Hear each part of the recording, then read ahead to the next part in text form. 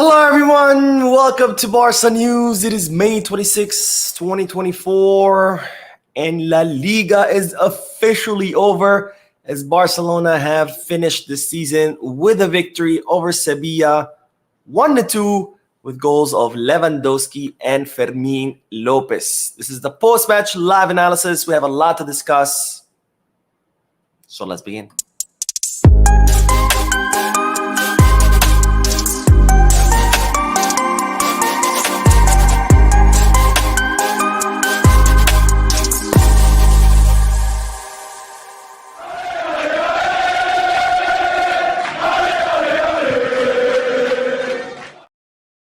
Hello everyone, welcome to the channel. My name is Mo and this is the post-match live analysis where we analyze Barcelona matches as soon as they end and where I also get to interact with you lovely people in the chat section by reading your comments out loud, answering your questions, and getting that discussion going. This is not to be confused with the Barca News live podcasts where I do the same as far as the chat section, but instead I share with you Barcelona news, and those are, of course, on Mondays, Wednesdays, and Fridays at 6:30 p.m. Eastern Standard Time.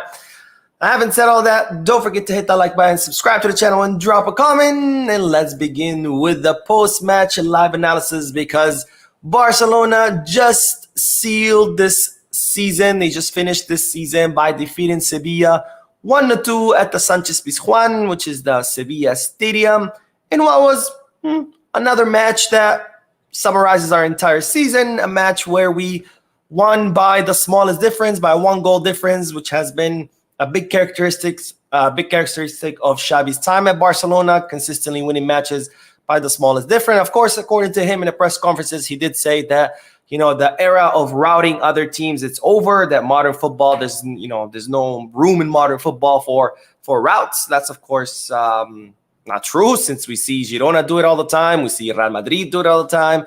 A bunch of teams have done it to us. Villarreal, Athletic Club de Bilbao, Girona twice. They've all routed us.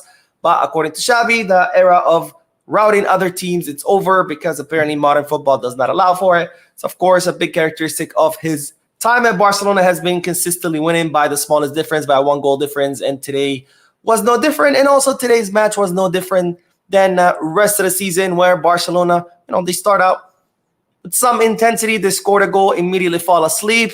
That allows the other team to score on them. Then maybe they wake up, they score another goal. Once again, they fall asleep. And it's the same over and over again. And then you have to spend the last 15 minutes of the match on the edge of your seat, praying to God that the other team does not score on you and end up, tying the match or end up beating you in the last moments. So pretty much the same match as always. But what can you do? If it hasn't changed in 2.5 years, it definitely wasn't going to change in the final match of this season. Now, I got to say the first half was a little bit entertaining, not because we played well or anything. It's because there was a lot of back and forth. There was a lot of chances created by both teams. There was a lot of posts. Definitely the man of the match here was the post. So that was, in a sense, entertaining since it was the final match of the season. So it was kind of inconsequential. No matter what we did, whether we won, lost, or drew, we were still going to finish in second position. And no matter what Sevilla did, they were still going to finish, same position, maybe one higher, one lower, but it didn't matter. They're not going to qualify to the European competitions. They were also not going to get relegated. So really, this match did not have any consequences for any team. So I think that's why we saw kind of that first half where a lot of both teams were daring. They were taking a lot of risk. It reminded me kind of the third place matches in international competitions. The World Cup, the Euros, usually the third place match. They're usually pretty entertaining spectacles because both teams are already out. They have nothing to lose. They have nothing to gain. So they usually take a lot of risk. They put on a show. I think that was kind of like the first half for Barcelona and Sevilla with lots of back and forth, lots of chances, lots of risks. So it was kind of a little entertaining, I got to say. Of course, if this was a regular match of the season, like a match that actually does have consequences, I would have been screaming at the TV because the way we were just allowing Sevilla to attack us, of course, is not okay to happen. But since it didn't really matter this match, I didn't really care. So I kind of enjoyed the first half. I enjoyed a lot of the back and forth between both teams. And then, of course, the second half was an absolute snooze fest. A very sluggish, slow Barcelona, highly predictable Barcelona as usual, moving the ball at the speed of a tortoise. Very, very boring second season with, again, the last second half, sorry, not second season, with the last Of course, 15 minutes on edge, hoping that Sevilla didn't tie us. But even if they did, who cares? Like I said, this match was pretty much inconsequential. Now I have to say it's a relief that the season is over. It's been an incredibly long season. A lot of disappointment in this season, a lot of humiliation in this season. I'm very glad that this season is over. Looking forward to next season. We definitely needed a change. I don't know what's going to happen under Hansi Flick. I know a lot of people have been asking me. I don't know if, he's going to do great. I don't know if he's going to fail. I don't know. I cannot predict the future. All I can tell you is my opinion based on facts, based on things that have already happened, and based on what we've seen all this season. I think we can all agree, or at least most of us can agree, that the time of Xabi was needed to end, because today's match, was a reflection of the entire season with lots of mistakes in the defense, with a team with no intensity, or at least if they do have some intensity, a team that cannot keep up that intensity. So I'm glad this season is over. We'll see what happens with Flick. Of course, I wish Xabi Hernandez the best. I wish the best in his journey, whatever he does next, whether he coaches another club or takes a job as an assistant, or I don't know what he's going to do, but whatever he does, I wish him the best. He's a Barcelona legend. We will always be thankful to him for everything he has done for the club, but no doubt his time needed to end because this project was just not working, and we do need a fresh start. We'll see what Flick can do. I hope Flick does a great job, because at the end of the day, I don't care who the coach is, as long as this team succeeds, as long as we can get a coach who can continuously improve the team, then I'll be happy. Anyways, let's start with the chat section, and then we will talk about the formation, the players, etc. We'll look at the table, what it looks like. But let's do a few more comments, and then we'll continue. And we have Trick Shot Meister, who says, "Thank God this season is over. Capped off with yet another uninspiring performance, which is precisely the term I'd use to define Xabi's tenure as manager. I pray Flick can fix our garbage defense." Very well put, my friend. I too am happy. I'm relieved that this season was over. This season was incredibly long. It felt like it lasted years and years. And yes, I think that is the best word to describe Xabi's tenure. Very uninspiring. Even the season that we won La Liga, there was not anything inspiring about that. There was not one, maybe 2-3 times that I thought, oh, wow, this team is playing amazing. The rest of the season, it was, consistent, uninspiring performances, like you said. So I think that's the perfect word to describe it. I, too, pray that Flick can fix not necessarily our garbage defense, but our entire team, because we definitely need to make a lot of adjustments everywhere. The defense is one of them. Our defense is incredibly porous, but that also has to do with our midfield being incredibly porous.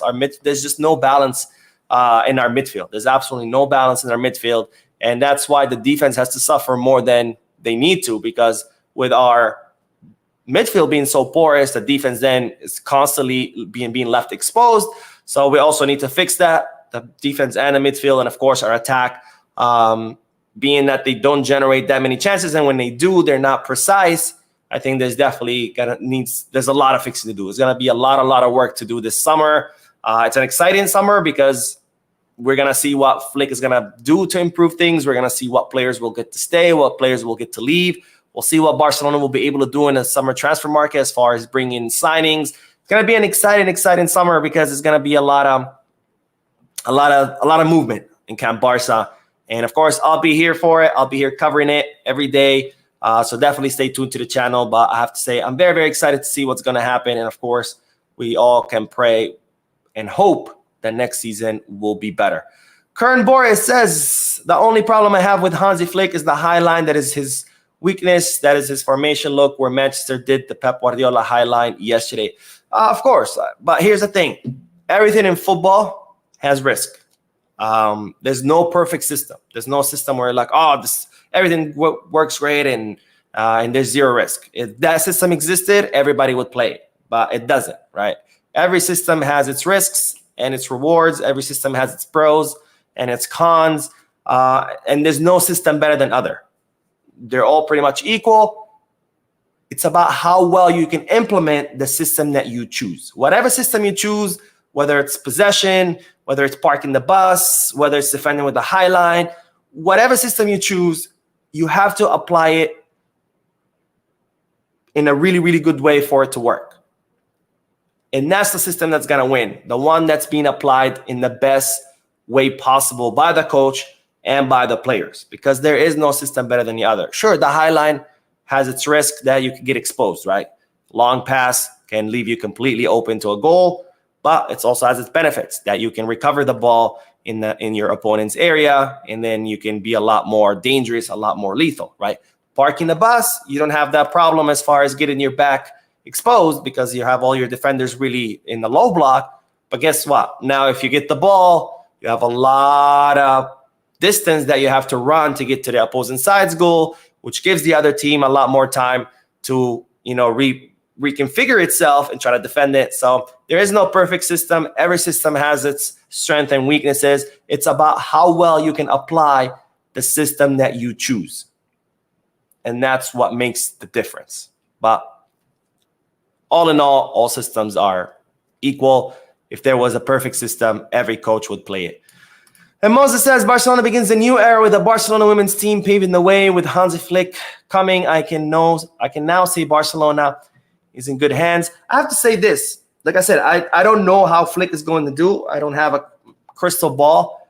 But one thing I can say for sure is that for the first time in a very long time, we're finally getting a coach who is loyal to his philosophy. A coach that knows exactly how he wants to play.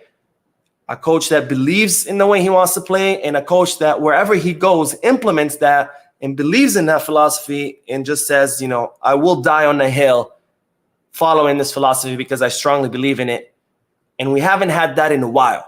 Koeman was kind of like, we'll try this. It didn't work. We'll try that. It didn't work. Setien, I don't even know what the hell Setien did at Barca. He was kind of like someone who talked really well about Cruyffism in press conferences. So Barcelona was like, okay, well, he talks about Cruyffism well. Maybe we'll bring him. Valverde was more of a pragmatic guy who just tried to be more efficient, but not necessarily some kind of clear philosophy in what he had. So I think Flick is a coach that in a very long time that's coming to Barca that actually has a clear style of play, a clear philosophy that he believes in it to the death, and wherever he goes, he will implement it. So I think that is a plus, because at the end of the day, you need a clear vision for the team. You need to say, this is what we're going to try out, and we're going to try it out. I'm going to keep drilling it until we perfect it, versus, okay, let's try this a few weeks. It's not working. Let's try this other thing. And then just the team has no clear idea on what to do. I think Xavi, I think, has a clear idea of how to play in his mind, but not how to apply it, because till this day, I don't know what Barcelona team aims at. I haven't seen a clear philosophy or a clear strategy where I can say, oh, okay, this is what Xavi's trying to do on the field, because I haven't seen it. Flick, you can see it. You watch a Flick's match and you know exactly what he wants to do, and you see every single match and he's doing the same thing. And I think that's going to be a refreshing and much needed change for the team. Neymar says, hey, Mo, what are your realistic expectations for Flick's first season here? Is there any news when we can move back to the camp? No. Realistic expectations, don't expect much the first season. And that just goes to any coach, right? I said that when Xavi first started. I said that during Xavi's second season. And then the third season came and we're still playing the same crap. So that's when I was like, all right, well, obviously things are not going to change. But for any coaches come, you cannot expect much first season. First season, the coach is still getting to know the team will get to know the coach. Concepts are still being learned. Things are still being figured out. So don't expect much. If we win things, great. I'll be very, very happy. If we don't, I'm not going to be like, oh, flick out. You have to give coaches time. Now, if 2-3 seasons have passed by and you still see no improvement, then obviously, that's when you're like, all right, well, that coach needs to go, which is what happened with Xavi, right? We didn't see any improvement from the season before. 2 seasons in a row playing exactly the same. And in fact, actually, the team got worse. So that's when you say, okay, now it's not about time. Now it's not about giving the coach time. Now it's about the fact that this guy just doesn't know how to improve on the team. So it's time to look for a new one. So don't expect much. We'll see what happens. If we can win, great. If not, what can we do? And as far as the Camp Nou, they're saying around December, end of this year. So we'll see. So far, the construction is on schedule. There hasn't been any delays so far. Hopefully it stays that way. Of course, there's several more months to come, but hopefully it stays on schedule, and we'll be back in our stadium by the end of this year. All right, let's get back to The match analysis, because this is the formation that Xavi Hernandez chose for today's match. Mark Ter Stegen, of course, and on goal with Jules Koundé as the right back, Cancelo as the left back, and Kouarsi and Inigo as the center backs. Christensen as our pivot with Pedri and Gundogan as our two interiors, and then Lewandowski as our number 9 with Lamine and Fermin both on the wings. Ter Stegen, we have to talk about Ter Stegen because today was an absolute phenomenal performance by Ter Stegen. Saved us several times. I mean, the German wall is back, undoubtedly. Ever since he came back from his surgery, he's been just absolutely unstoppable. Amazing performance by Mark Ter Stegen, but at this point, I don't think I have to say it. We all know the quality that Mark Ter Stegen has. Easily one of the best goalkeepers in the entire world. And our center backs, I think, and it's very interesting not to see Araujo again. Now, they are saying that Araujo has been suffering from some injuries. We've seen him train with his knee wrapped, but it's been 3-4 matches where he hasn't started, and that's starting to worry me a little bit because there has been some talks about Araujo maybe looking to leave because he has yet to respond to Barcelona's offer for renewal. Of course, he could be waiting to see what's the next coach. Maybe that's why he's not responding, because he wanted to see whether Xavi was going to continue or somewhere else was going to take his place. But also not to see him play so many matches, my fear would be is that maybe they're trying to protect him from injury so they can try to negotiate with someone else. Hopefully not. Maybe I'm just overthinking it. But I thought it was interesting not to see Ronald Araujo as a starting center back. And as far as both Inigo and Pau Kouarsi, not the best of matches, okay matches. And I have noticed one thing with Pau is he has been suffering a little bit ever since Araujo hasn't played next to him.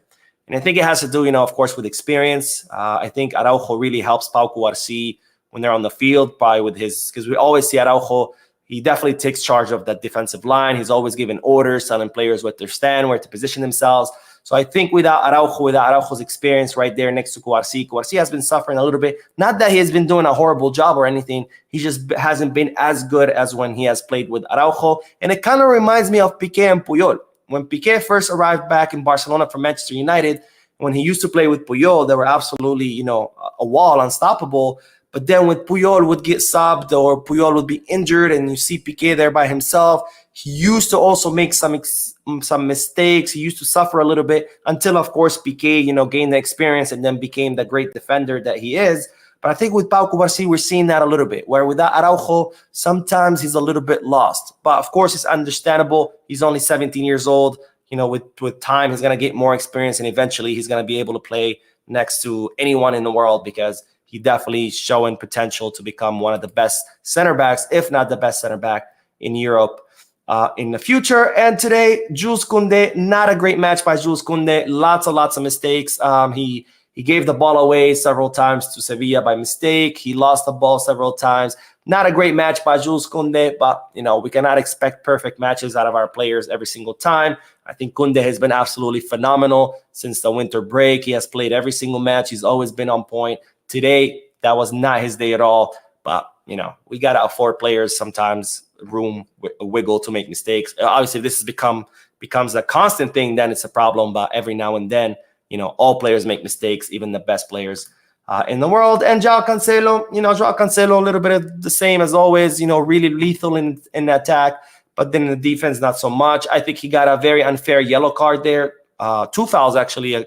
Both fouls, he got the ball against Ocampos. Ocampos crashed into him, and then both times there were fouls. One of them was a yellow. I think it was an unfair yellow. I think the ref today was not great, but that's just a reflection of the mediocrity of Spanish refereeing. And then in Christensen, again, good job, Christensen in the pivot. He continues to surprise me time and time again, not because of his defensive role, because we all know that Christensen is an amazing defender, and that doesn't change when he plays in a pivot, but because more and more we see him get more involved with the attack, which is, of course, not an easy thing to do when you've played as a defender your whole life and all you know how to defend. To be able to start, switching to more offensive role, it's not easy. But yet we see Christensen consistently try. Sometimes it works out, sometimes it doesn't. But the good thing is he is trying.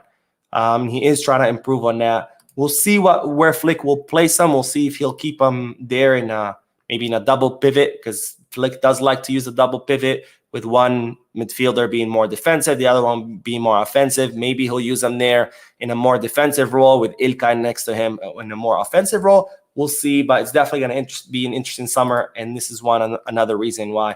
Another thing to look forward to in the summer, because we're going to have to see not only what players leave and what players stay and what players Barcelona sign, but also the players who are staying. Is there going to be a change in role? Are we going to see Christensen back in the center back position? Are we going to see Christensen stay in the midfield? Are we going to see Koundé stay in the right back, or are we going to see Koundé back in the center back, right? That's things that we have to look forward to. Lots of changes this summer, so I'm very, very excited for that. Anyways, let's do more comments, and then we'll continue talking about the lineup, the players, etc. All right, Trick Shot Meister, who used to be Trick Shot Calais, then he was Trick Shot. Because I never knew Sevilla as a club were such a bigger mess than we are. Yeah, there's a lot of clubs who are a mess. We're not immune to it. I'm sorry, they're not immune to it. We're not the only club that is a mess. Valencia is a mess financially. Sevilla is a mess financially. Real Betis are a mess financially. A lot of these clubs who signed the CVC deal, where they sold, half of their TV rights for 50 years, or a quarter of their TV rights for 50 years in exchange for some money from this CVC fund that Javier Tebas negotiated. A lot of these clubs are now struggling.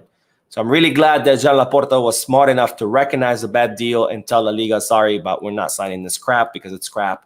Of course, Real Madrid also didn't. And that was a third team. I can't remember what. Las Palmas? No. I can't remember what was. No, Athletic Club Bilbao. Those are the three clubs that didn't sign on the deal. And I'm glad that Barcelona didn't, because we've seen that it's a total mess. KF says, free Palestine. Yes, my friend, free Palestine. And Monster Lou says, do you think football has changed where teams are parking the bus against Barca and making the matches boring? No, that has always existed. I don't think it's changed. There's always teams who have parked the bus. Just look at the Italian league. They've been doing that for decades. Teams have to work with whatever resources they have. And the smaller teams who don't have the resources of the bigger clubs, that's all they can hope and do, is park the bus and hope for the best. You have to work with what you have. You have to play the cards that you were dealt. And if you're not dealt that good cards, well, you have to turn them into good cards. And if the answer is to park the bus, then that's what you're going to do. Every team has to play to its strengths. And every team has to avoid their weaknesses, or at least build upon their weaknesses. It's nothing new. Parking the bus has existed for a very long time. And it's just an advantage that some teams think works for them. And we have a donation from my friend Sampana, who's always supporting the channel with his donations. Thank you, my friend. He says, what are your expectations for Flick next season? I already talked about it a little bit earlier, but like I said, don't expect much. First season for any coach is always going to be, difficult. The players are barely getting to know him. He's barely getting to know the players. It's going to be an adjustment period because Flick plays completely differently from Xavi. So he's going to have to pretty much get the players to forget everything they learned under Xavi, reteach them his philosophy, and that takes time. So don't expect much the first season. If he ends up winning things, amazing. I'll be very, very happy. But if he doesn't, I'm not going to be like, oh, Flick out after just one season. All right, let's see. Nelvis says, hi, Mo. Greetings. Watching from Cameroon. I see a diamond in Fermin. He is on fire, a well-deserved player. I pray he continues in his path. I agree with you 100%. I'll talk about Fermin a little bit more. And then let's see what else. Kay says, Barcelona need to sell Romeo, send Joao Cancelo back to Manchester City, and let Iñigo Martinez leave. No, we shouldn't let Iñigo Martinez leave. I think Iñigo Martinez is a solid center back with lots of experience. I wouldn't mind having him as a rotational player. As far as Romeo, that is the plan. Romeo's going back to Girona. We're going to sell him back to Girona. Joao Cancelo, I don't know what's going to happen with Joao Cancelo and Felix. I estimate both of them are going to be sent back. I don't see Flick using him, especially Joao Felix. I just don't see Flick wanting a lazy player like Joao Felix on his team.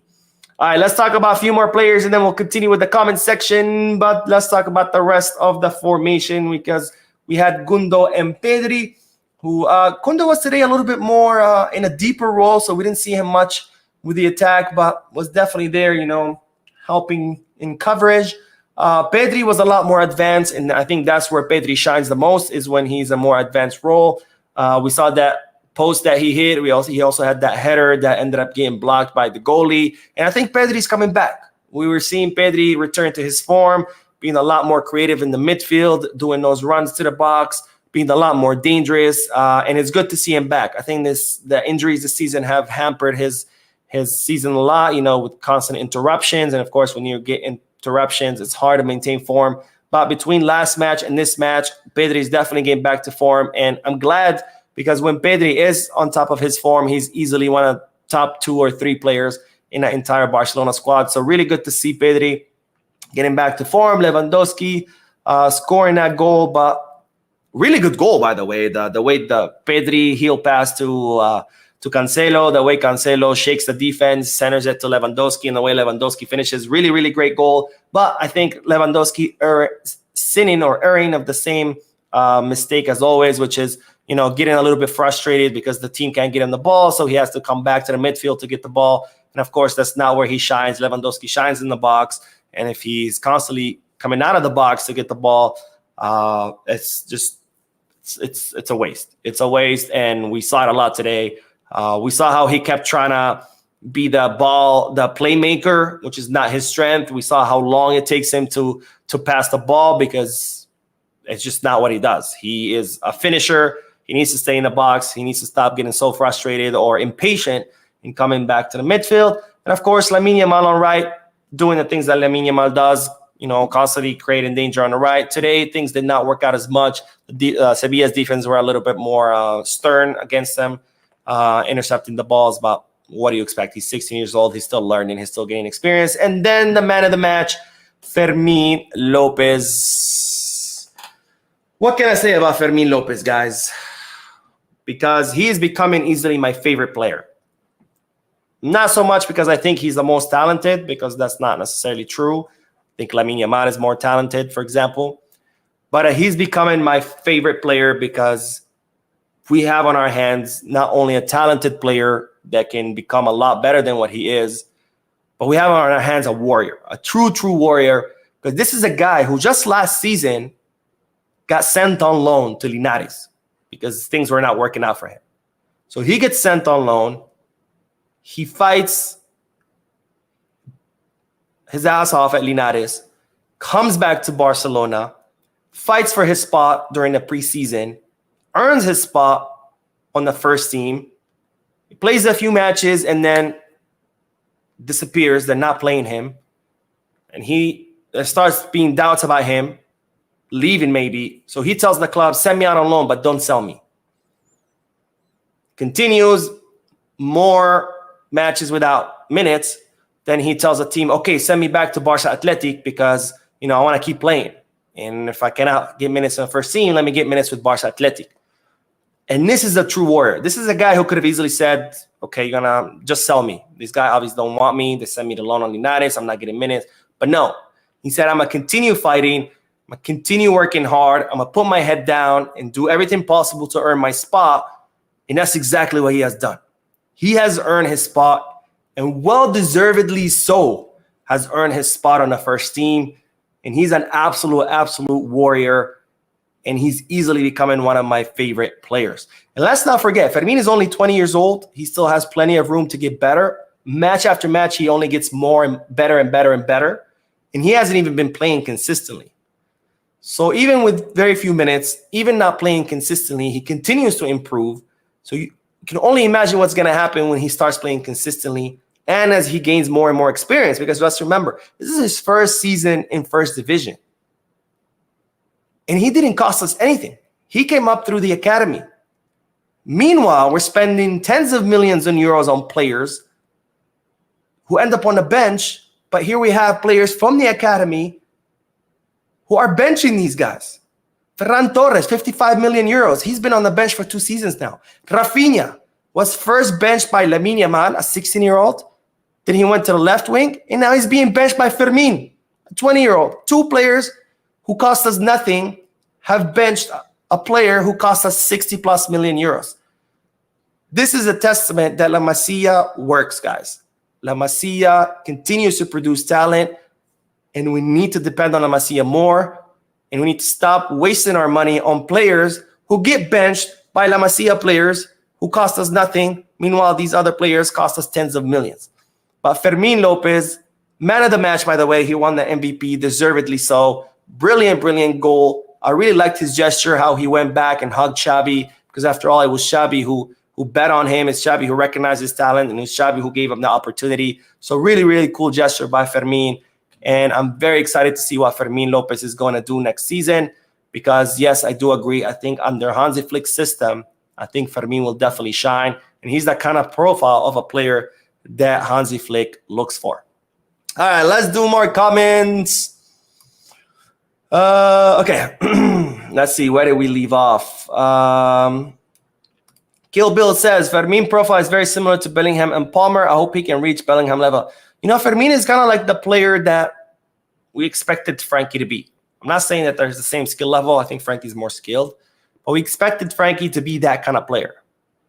That fighter that is constantly pressing, coming back to help his teammates, running back up again, fighting for every ball, fighting for every pass, fighting for every chance.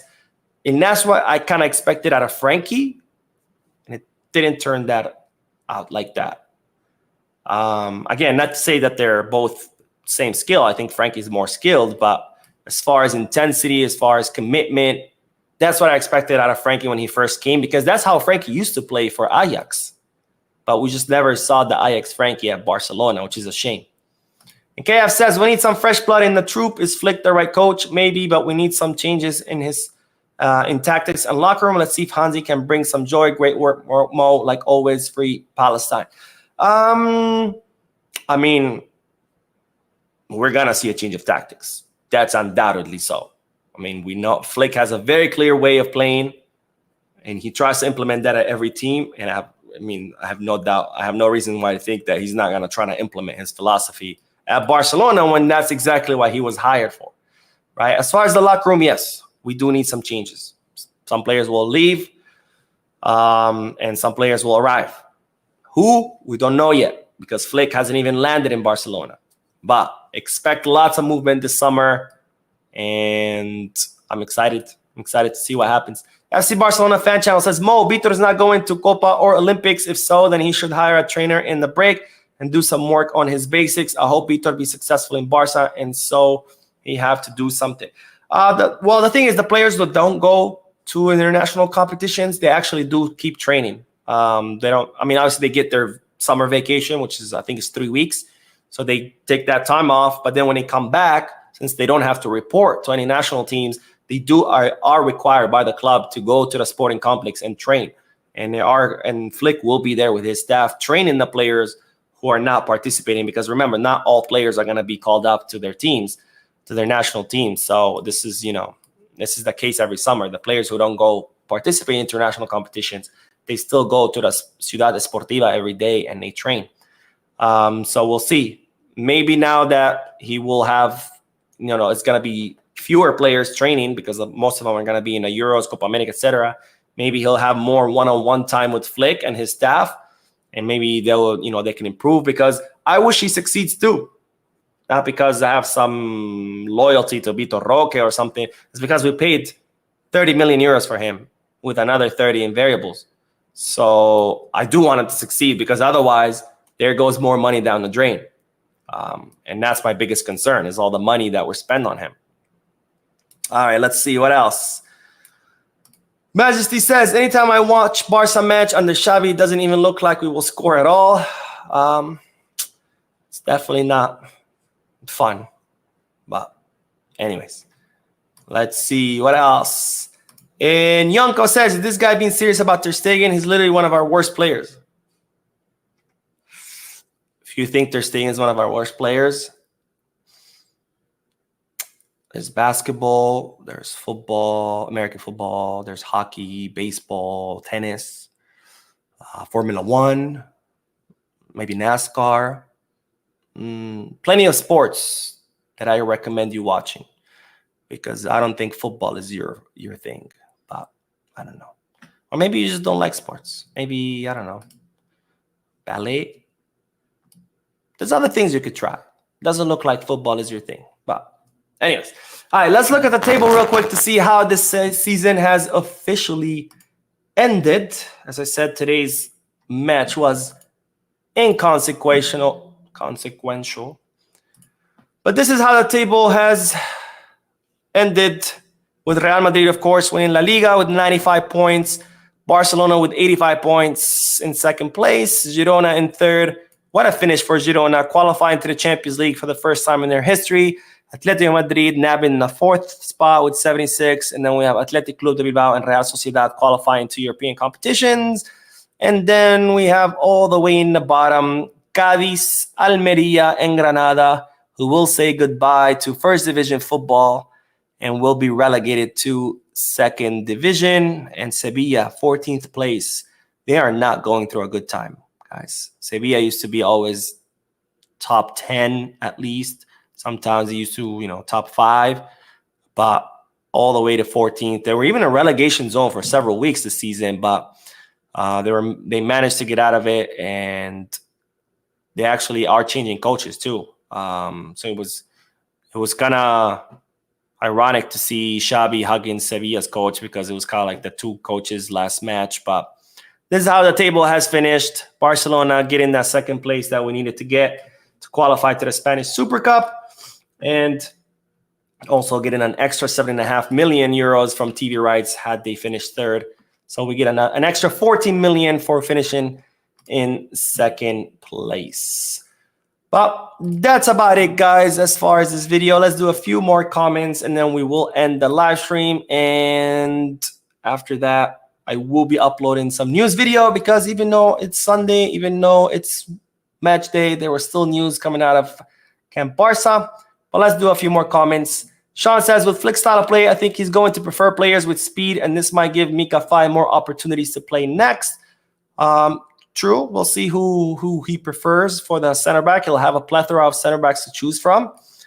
And let's see who else. Superman, who says, no more Xavi. He was terrible. His time has come to an end. He was not going to win anyways. It is an end of an era. Again, I wish Xavi the best in whatever he does. Another donation from my friend Sampana, who says, Fermin Lopez is a profile we've needed for years.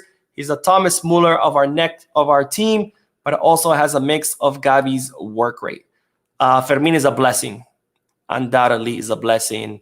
And I'm really glad that he has been able to flourish into the player, which, by the way, I have no doubts that he's nowhere even close to being done flourishing. I think he's only going to keep getting better and better, especially if he starts getting consistent minutes. And Alexis says, I honestly believe that a lot of our players deserve a clean slate next year, because the way Xavi has used everyone has really impacted their performance. Under a real coach, our players will shine. Yeah, and that's why I say the summer is going to be key, because Flick is going to start fresh. He's going to come and he's going to try everyone out in the preseason, and he's going to decide who stays, who doesn't, who becomes a starter, who gets benched. And it's going to be a lot of changes. And that's why I say I'm excited for the summer, because change is always good. Change is always good. All right, let's see. One more, and then Kosho says, I think we fans, whenever we win, we overhype the win, and when we lose, complain? Maybe. I don't know. Anyways, thank you guys for tuning in. You guys are amazing. Don't forget to hit the like button, subscribe to the channel, drop a comment. I will see you in the news videos, which I will be uploading in the next 2 or 3 hours. But again, thank you for tuning in. And Visca Barça.